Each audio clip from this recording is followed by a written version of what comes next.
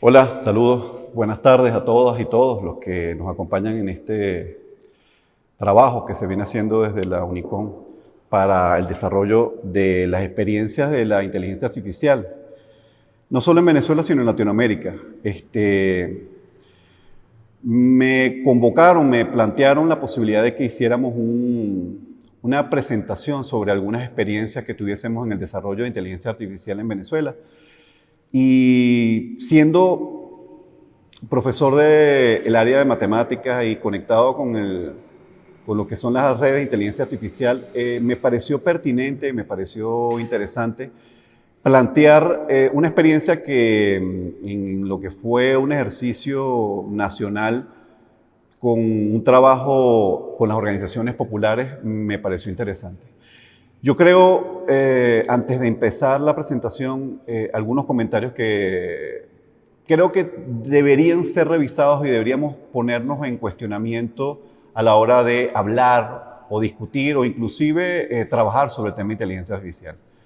Una de las primeras cosas que tenemos que atender o entender es que la construcción de la inteligencia artificial es un proceso que viene llevándose hace muchísimos años y que más allá de juzgar o establecer o controlar herramientas de inteligencia artificial para desarrollos futuros, programación, resolución de problemas, inclusive cualquier área, desarrollo de diseño, cualquier área, creo que es muy importante y es ahí donde yo voy a tratar de enfocar esta presentación, es en el tema de la información. Absolutamente todos los desarrollos de inteligencia artificial en el mundo desde hace muchísimos años, cuando se hablaba inclusive de todo el tema de la Big Data, son los grandes protagonistas del desarrollo de la inteligencia artificial. En particular en Venezuela y en el mundo, cuando se habla o se tiende a trabajar sobre ejercicios de inteligencia artificial, lo primero que algún técnico, investigador o desarrollador o trabajo en el área pregunta es ¿dónde está la información? Si no entendemos que el desarrollo y el tema de los datos, el resguardo y la construcción del dato soberano, del dato latinoamericano, del dato venezolano, del dato local, si no entendemos la importancia de ese dato, de ese valor, pues es muy probable que todo desarrollo de inteligencia artificial, aun cuando es contrasentido hablar de inteligencia artificial sin entender que la data es fundamental, los datos son fundamentales, estaríamos hablando de que nuestros desarrollos de inteligencia artificial en Venezuela y en el mundo seguramente vienen sesgados, vienen conformados por datos que no necesariamente forman parte de la lógica local latinoamericana o inclusive venezolana.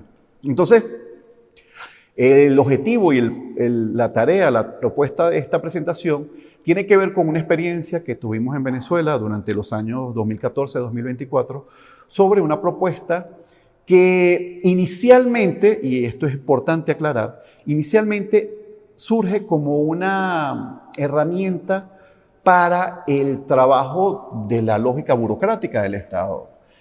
Tenía que ver con la posibilidad de los actores en una determinada instancia de la burocracia, del sistema de gobierno venezolano, con organizaciones populares. Y en ese sentido, una de las cosas que para nosotros era fundamental era saber qué era lo que estaba pasando. En particular, sobre un tema central para el proyecto venezolano que tiene que ver con las organizaciones de base del poder popular o las organizaciones populares o los consejos comunales y las comunas. En ese espíritu y en esa esencia empezamos a hacer un trabajo, empezamos a tomar unas iniciativas para ver cuál era lo que sucedía y cómo nosotros podíamos desde esa estructura comunicarnos específicamente con las bases organizadas.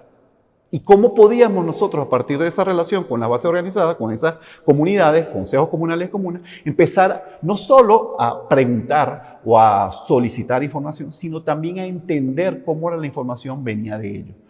Eso se le dio en ese momento y se le asignó el nombre de 5.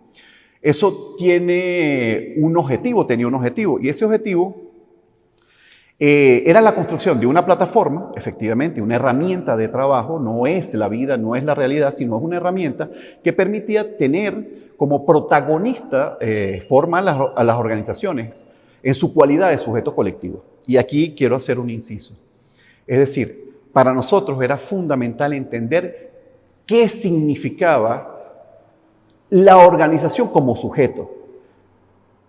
Es decir, la estructura orgánica en su asamblea, en su construcción, en la toma de decisiones, cómo realmente nosotros podíamos atener a ese protagonista y no al individuo de la organización. Entonces, su objetivo principal era fomentar nuevas formas de articulación entre las organizaciones populares y respondiendo a los principios de una mayor participación. Eso para nosotros tenía un objetivo central. Esa herramienta planteaba 4 grandes ejes centrales. Primero, que la herramienta fuera una herramienta colectiva. Repito, planteando el hecho de que iniciamos con una herramienta que era desde un carácter del Estado, la burocracia del Estado, del sector de gobierno hasta las organizaciones, entendíamos que ya había un determinado sesgo. Pero cuando planteábamos que lo que nosotros estábamos tratando de captar era la información que surgía de las organizaciones, entonces para nosotros tenía un espíritu colectivo, tenía la esencia del ejercicio colectivo. En un segundo momento, que fuera directa, es decir, tratar de minimizar la intermediación de la comunicación o la intermediación de la información. Todo lo que voy a estar comentando y durante todo este proceso, lo que estoy es planteando que siempre el tema de la información es central en lo que estamos, en parte del discurso que estamos construyendo. Es decir, no se trata del objetivo central de atender una lógica de la burocracia, sino atender una lógica de la información de lo que estaba sucediendo. Entonces, teníamos que garantizar que fuera directa la organización de base en su carácter de colectivo. Un tercer momento y un punto muy importante para nosotros es el tema de la soberanía. Es decir, sabemos que en general en Venezuela y en el mundo, en el hecho global, la información es un hecho que lo asume el que tiene la posibilidad como estructura de poder manejarlo. Es decir, si yo instalo una aplicación en mi teléfono, evidentemente el que hace de acceso de esa información es el que en principio desarrolló. En un segundo momento, el que permite o que da la plataforma para que tu aplicación ingrese y también tiene acceso a la información. Y en consecuencia, uno, el usuario, es el que menos tiene acceso a la información, siempre, salvo que, como las herramientas de Instagram y TikTok y todas estas cosas, que lo que hacen es que te generan o te dan insumos a ti para que tú puedas seguir aportando con información. Entonces, en ese ejercicio, la soberanía para nosotros, aun cuando entendemos que el manejo de los datos, ya sea el que lo maneje, el que lo tenga como plataforma, tiene acceso, también nosotros creíamos que el poder construir una plataforma, una herramienta donde nosotros, al menos nosotros, pudiésemos dar ese carácter de información y poner al ejercicio público como una herramienta para que las personas pudieran interactuar a través de ella, pues entendemos también que forma parte de un ejercicio soberano en la construcción de un ejercicio central de información con el cual uno toma decisiones, plantea problemas o plantea soluciones. Entonces, era uno de los cuartos. Y un punto no menos importante, para el contrario, para nosotros era sustantivo, el tema de la territorialización de la información. Es decir, para nosotros no es solo saber que alguien se comunica, sino saber de dónde y en qué organización y cómo es la forma de tributar a esa organización. Entonces, ya no solo pasa por ser un usuario, un actor individual, sino que además también para nosotros tenía un hecho muy importante y muy trascendental, el hecho de la territorialidad. Es decir, ¿dónde está ubicada esa organización? ¿Es realmente la organización la que está tributando desde ese espacio territorial o no es así, sino que es un actor que se va y es un representante que llega? Entonces, esos son como los objetivos que centraban este proyecto, con lo cual ratifico y reitero el hecho de que efectivamente esto tributa al tema de la información. En un punto que no menos importante existe un antecedente. Ese antecedente creo que es interesante comentarlo.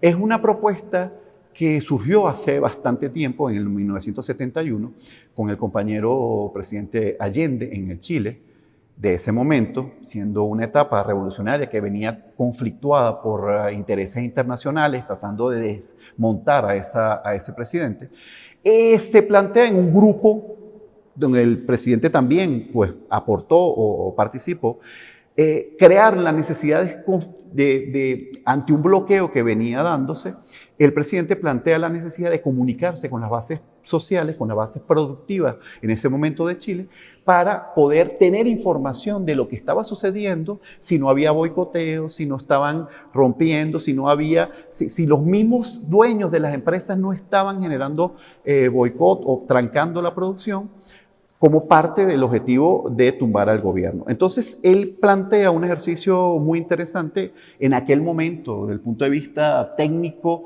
se le conoce como la primera internet en el mundo, participó ahí muchos investigadores, no solo chilenos, venezolanos inclusive, de Inglaterra, actores muy importantes que hoy son referentes en el internet, para tratar de construir un esquema de participación orgánica donde los actores, donde los participantes que formaban parte de ese caso de la empresa, cada quien, no solamente a través de una persona, sino que un grupo de personas tomara decisiones sobre lo que estaba sucediendo. Es decir, si efectivamente no se podía producir alguna situación, no era una persona la que informaba, sino era un colectivo. Esa salita que se ve en esta presentación,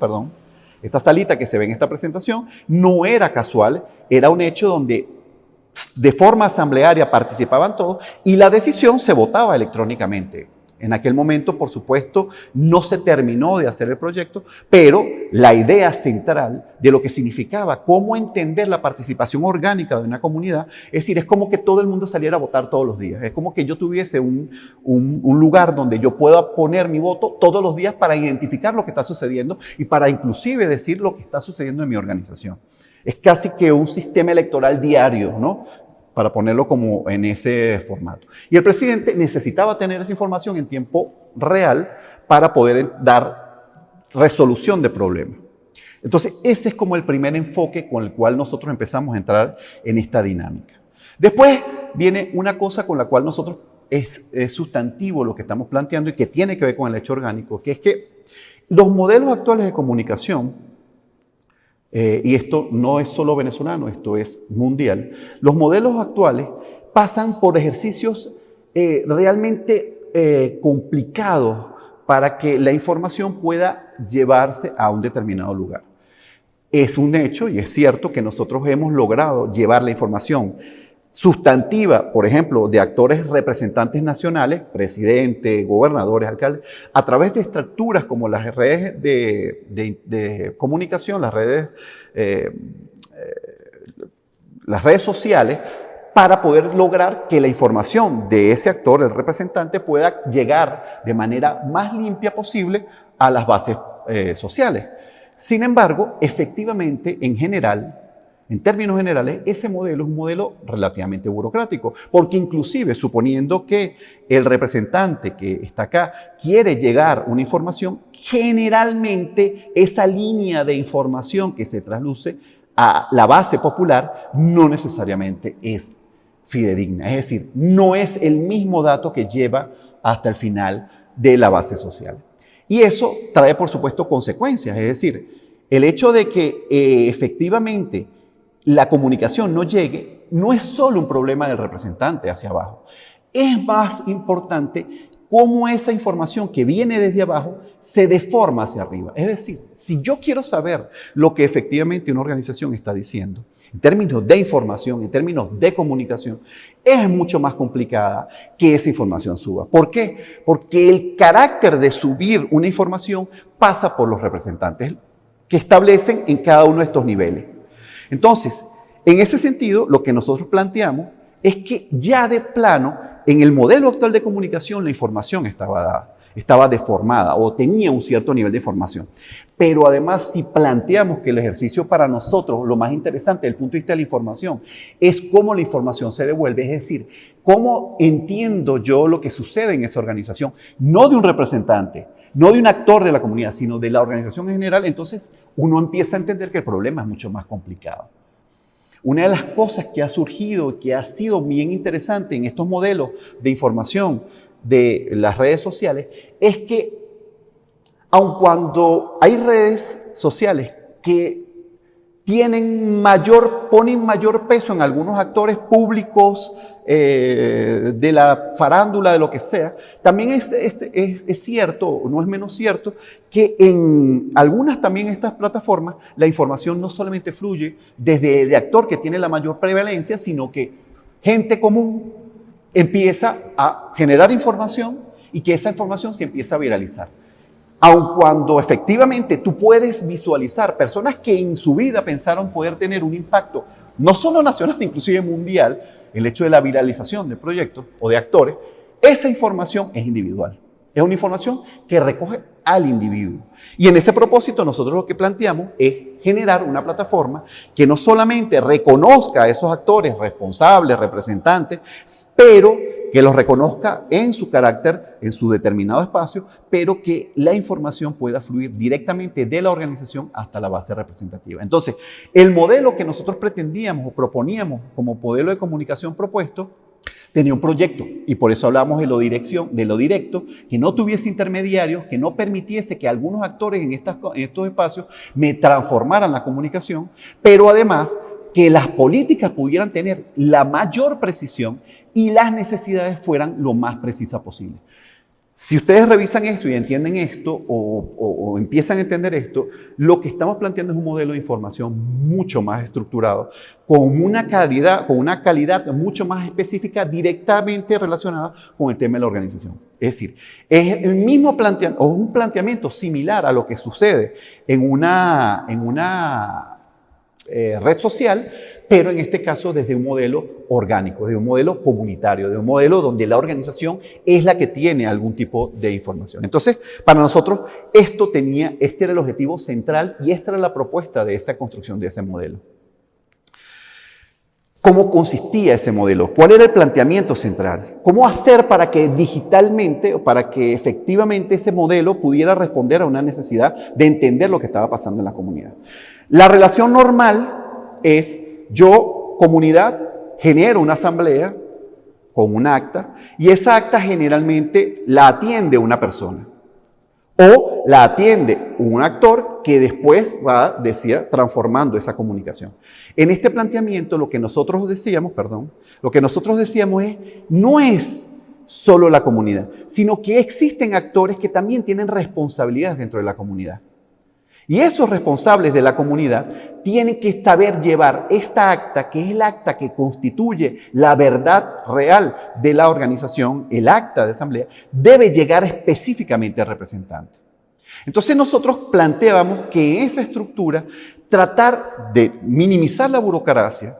O sea, no podíamos preguntarle a todos en un primer momento, sino que teníamos que preguntar a un grupo y ese grupo tenía una responsabilidad. La responsabilidad de este grupo, que era como esa transición de la organización, formaban parte de la organización, porque además así se constituyen estas organizaciones, no tienen un responsable, sino tienen un conjunto de personas que forman o tributan a eso. En ese ejercicio lo que nosotros decíamos es, tú no eres, esta persona que está acá, no es la obligada, la representante o la responsable de informar. Él lo que es el garante de que esta acta pueda ser llevada a esta escala. Es decir, que el acta que surge de la comunicación de la organización pueda ser claramente transportada hasta el representante, cualquiera sea y en cualquier nivel que esté en esa capa. Entonces, para nosotros, lo que nosotros hablamos de mayor participación es que la comunicación pudiera tener una relación a lo interno de la organización, entre la organización, es decir, nosotros como organización podemos votar, podemos atender lo que está sucediendo. Existe un segundo momento donde la organización puede comunicarse con otras organizaciones en ese modelo de comunicación, pero además también podía comunicarse con ciertos representantes. Eso da un carácter muy importante que en su momento el comandante Chávez lo trató de afianzar mucho, que es la corresponsabilidad. Es decir, no solo delegas la responsabilidad en una persona, sino que le delegas a la comunidad el acto de comunicar. Y es cada uno de los actores que está en esa comunidad los que son responsables de llevar la información. no es una persona. Porque generalmente entonces en ese modelo, en el modelo actual, en el modelo que existe actualmente, esa capa termina absorbiendo no solo la tarea de llevar la información, sino además asume la responsabilidad de que si algo pasó mal, él es responsable de eso. Entonces, esa tarea nosotros tratamos de cambiarla o de modificarla. Otra de las cosas que para nosotros tenía que ver, y es donde a lo mejor toda esta construcción que he tratado de presentar en muy poco, una síntesis muy rápida, lo que quiero comentar es que todo eso que está detrás de esto traía consigo información. ¿Cuál era el objetivo fundamental del desarrollo de esta herramienta? Con lo cual nosotros planteamos desarrollo de información para luego llenar de data algo, es esto que está acá. Nosotros teníamos que gestionar información. Entonces planteamos 3 grandes ejercicios de la información dentro de ese modelo de comunicación que teníamos con las organizaciones. Primero, establecíamos una cartelera. ¿Qué significa eso? Cada comunidad en lo interno tiene una cartelera donde informa, dice, mira qué cosas parecen, qué cosas no me parecen. Esa cartelera es un ejercicio regular de la comunidad. Yo estoy buscando trabajo, mi hijo salió graduado, pasó para las Olimpiadas, lo que sea que es una cartelera que se da. Y nosotros definíamos 2 tipos de cartelera. La cartelera interna, que es la cartelera con la cual en una comunidad tú estás viendo la información y esas son las noticias internas, todo lo que está ahí. Esa noticia, esa comunicación interna, nosotros planteamos un ejercicio interno de información. Tú cargas información, delegas información, planteas información ahí. Y después, si el modelo de esa información que estaba ahí, tenía trascendencia, no solo en lo local, sino inclusive un poco más allá, entonces nosotros planteamos una cartelera pública. Esa cartelera pública ya no es solo la información que yo tengo, sino que además yo como comunidad puedo presentar información hacia afuera. Y eso es lo que nosotros llamábamos la cartelera pública. Entonces, del punto de vista de la información, del manejo de información, esa primera estructura de cartelera te permitía que la comunidad no se sintiera solamente un actor donde genera o le da información a alguien, sino que yo también puedo generar información nuestra y promocionarla, presentarla y activarla. Entonces eso es lo que llamábamos nosotros esa cartelera. Eso generaba información. Eso facilitaba que el actor propio de la comunidad también fuese un responsable y fuera un actor importante en ese proceso. Después existían comunicaciones.